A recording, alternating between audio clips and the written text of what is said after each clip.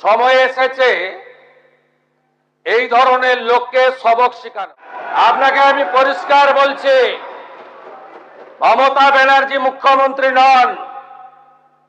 আপনি দুর্বল মুখ্যমন্ত্রী পেয়ে শিওর করছি, এত বড় ক্ষমতা আপনাকে কেউ দেয়নি।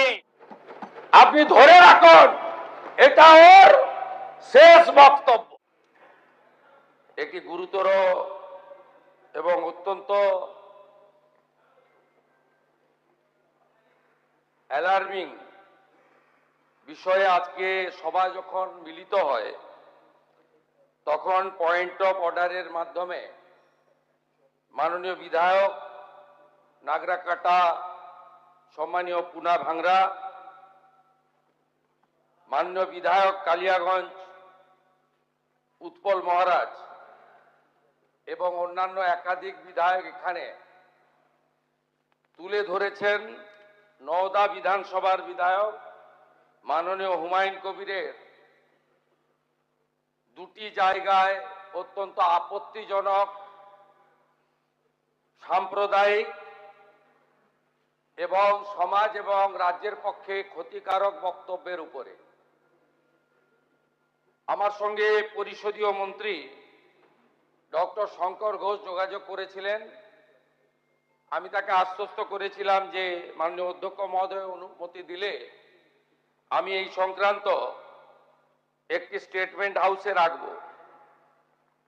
প্রথমত, মাননীয় হুমায়ুন কবির যে বক্তব্য রেখেছেন, এই বক্তব্য আপনাদের কাছে আমি পড়ে শোনাচ্ছি। 26/6/2026 afternoon, Humayun Kabir MLA Nowda AC, তিনি একটি উনার পার্টির মিটিং কাশীপুরে রেজিনগরে করেছেন। সেখানে তিনি বলছেন, এই যে অনামিকা ঘোষ, সে ভোটে হেরে মনে করছে আমি এমএলএ, এখানে ভোটে হেরে বিজেপি মনে করছে আমি এমএলএ, এখানে এখন আস্ফালন করে বেড়াচ্ছে। তা আমি শুভেন্দু অধিকারীকে সেদিন বলেছি যে আপনি ভোটে জিতেছেন, আপনার দল জিতেছে, খুব ভালো কথা, কিন্তু মুর্শিদাবাদে আস্ফালনটা একটু কম করবেন। আমি যেদিন ময়দানে মুসলমানদের নিয়ে নেমে যাব না, সেদিন এমন সাটা ভাগা মার শুরু করবে যে আপনাদের পতাকা বহন করার লোক থাকবে না। কেস এরকম, কেস আমাদের বহরমপুরে জেল খাটা আছে। 5000 লোককে আপনি বহরমপুর সেন্ট্রাল জেলের যা আয়তন, তাতে 4700 বা 4800 বেশি লোক ধরে না। লাখে লাখে লোককে রাস্তায় নিয়ে নামাবো আর সাটা ভাঙা মার দেব আর জেলে যাব। কদিন জেলে আটকে রাখতে পারবেন, কত খাওয়াতে পারবেন দেখব। লিমিট যেদিন ক্রস হয়ে যায় না, মাথাটা যেদিন গরম হয়ে যায়, সেদিন আমি এসপি বুঝবো না, চিফ মিনিস্টারে বুঝবো না, আর কে কোথায় থাকলো আর কে কোথায় থাকলো না ওসব বুঝবো না। আমি নিজেই নেতৃত্ব দিয়ে দাঁড়াবো। এটা একটা ইনসিডেন্ট 1।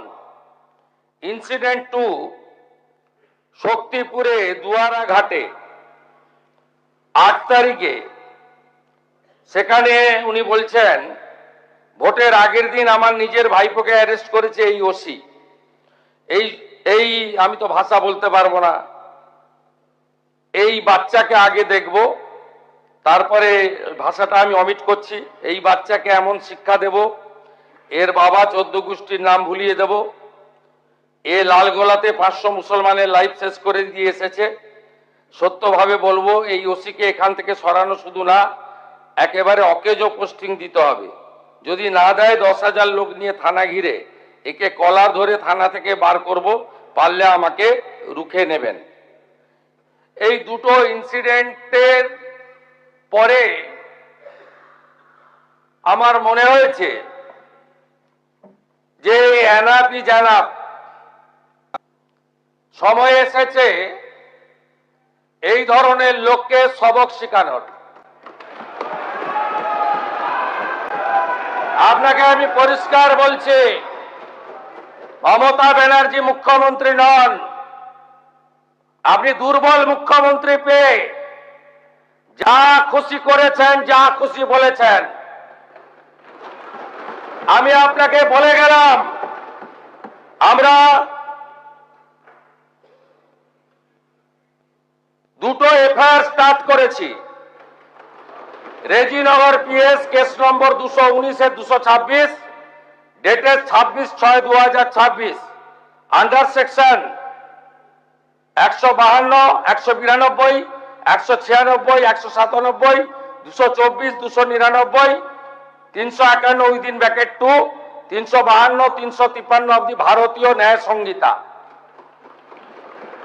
ইনসিডেন্ট নাম্বার 2 তেও আমরা শক্তিপুর পিএসএ 176/226 আরেকটা কেস ইস্যু করেছি। সেই কেসেও আমরা ভারতীয় ন্যায় সংহিতার সমস্ত সেকশন লাগিয়েছি এবং আমি আপনাদেরকে অ্যাসিওর করছি, এত বড় ক্ষমতা আপনাকে কেউ দেয়নি। আপনি মুখে যেগুলো বলেছেন, আপনাকে আমি বলে গেলাম, আপনি কেন করছেন আমি জানি। আপনি কেন করছেন রাজনৈতিক কারণটা আমি জানি। আপনার এজেন্ডা 2 ছিল। 1 এজেন্ডা, ভরতপুর, রেজিনগর, নওদায় সব নির্বাচিত পঞ্চায়েত যে দলেরই হোক ভেঙে আপনার পার্টিতে নিয়ে যাওয়া। আপনি সেটা করতে পারছেন না। আর দ্বিতীয় হচ্ছে, আপনি 2টো সিটে জিতেছেন, নিয়ম মেনে একটাই রিজাইন করেছেন রেজিনগর। আগামী 2-3 মাসের মধ্যে উপনির্বাচন হবে, আপনি আপনার ছেলেকে জেতাতে চাইছেন। 72% মুসলিম আছে, মুসলিম ভোটকে কনসলিডেট করার জন্য আপনি এই খেলাটা খেলছেন।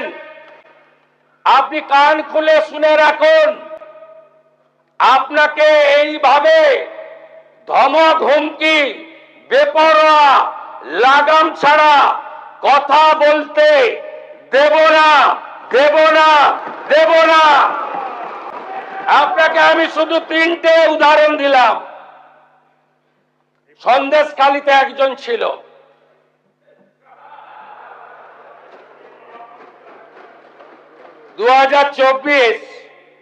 পয়লা জানুয়ারি বলেছিল তৎকালীন বিরোধী দলনেতা এলে তার হাত কেটে পায়ে, পা কেটে হাতে লাগাবে আর চামড়া ছাড়িয়ে মেদিনীপুরে পাঠিয়ে দেবে।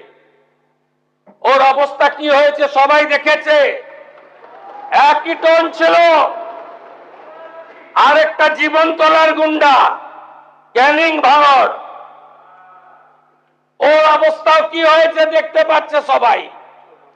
আরেকটা পুষ্পা ঝুঁকে গায়ে নেই, এমন ঝোঁকা ঝুঁকেছে, খালি পায়ে, ছোট প্যান্ট পরে, কান ধরে উঠবস করতে করতে যাচ্ছে। আপনাকে আমি বলে গেলাম, পুলিশ তার ব্যবস্থা নেবে। আর আমি 1 সপ্তাহ পরে মুর্শিদাবাদে যাচ্ছি। আমি প্রমাণ করে দেব ভারতবর্ষের সংবিধান, আইন শেষ কথা বলে, কোন বাপের আবাদ শেষ কথা বলে না।